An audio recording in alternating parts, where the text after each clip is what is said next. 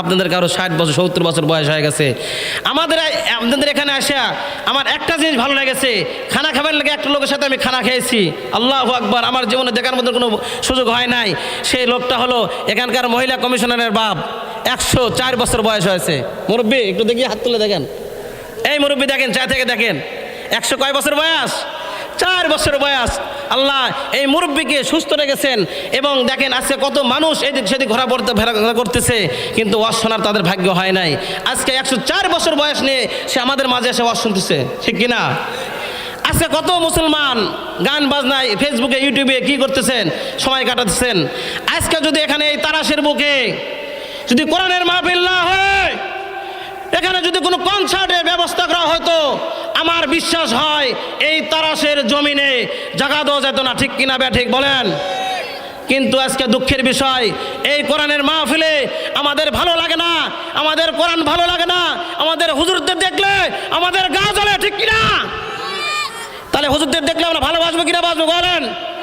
আমরা হুজুরদেরকে দেখতে পারি না। এই খবিসের বাচ্চা খবিস, তোমরা মনে রাখবা, তুমি যদি মরে যাও এই হুজুর ছাড়া তোমার জানাজার মতন কোন লোক থাকবে না, ঠিক কিনা? কুকুরের মতন মরতে হবে, শুয়ারের মতন মরতে হবে হুজুরদেরকে যারা ভালো না বাসে, ঠিক কিনা বলেন? আবার বলেন যে হুজুর দাড়ি ডুবে রাখছে, বলে হুজুরে ভাব হয়ে গেছে। এর ভাব তো হুজুরই নেবে, তুই নিবি? হুজুর তো কমের একজন নেতা, এই মসজিদের যে ইমামতি করবে সে তো তোমাদের নেতা হবে। কে নেতা হবে? নেতা কি ওই চেয়ারম্যান হবে? চেয়ারম্যান তো খালি টাকা খাওয়ার লোভে, আজকে আছে কাল নাই। কিন্তু এই ইমাম সাহেব সব সময় থাকবে আপনার পাশে। আপনার বাবা মারা গেছে, আপনার বাবার জন্য সে কি করবেন? হুজুরকে নিয়ে দেন, হুজুর আমার বাবার একটু দোয়া করে দেন, মানে ইতিম, হুজুরের কাছে যে ইতিম হয়ে গেছে। তুই পারিস না? তুই দোয়া করতে পারিস না? তোর ছেলে মেয়ে নাই, মাদ্রাসা করাতে পারিস না? কিন্তু দুঃখের বিষয় বলতে হয়, আজকে আমরা হুজুরদের দেখতে পারি না। খালি নামধারী মুসলমান হলে চলবে না, ঠিক কিনা বা ঠিক? হুজুরদেরকে মহব্বত করতে হবে। কাদেরকে মহব্বত করতে হবে জোরে বলেন? হুজুরদেরকে মহব্বত করতে হবে।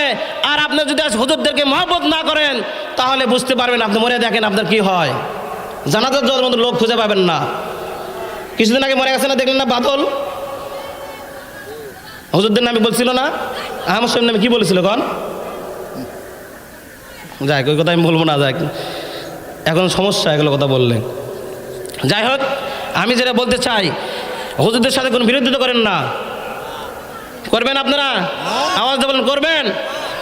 আলেম ওলামাকে মহব্বত করা শিখেন।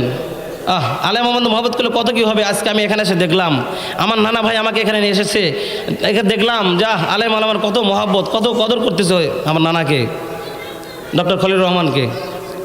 এই জন্য বললাম আলেম ওলামার সাথে মহব্বত থাকেন, আপনারা এহকালে শান্তি পাবেন, কি করেন? পরকালে শান্তি পাবেন। কি দুনিয়াতে শান্তি পাবেন, পরকালে শান্তি পাবেন। কিন্তু আমার নানার সাথে কি নেই, আমরা কেউ আলেমদের সাথে মহব্বত করি না। যা হোক, মুসলমান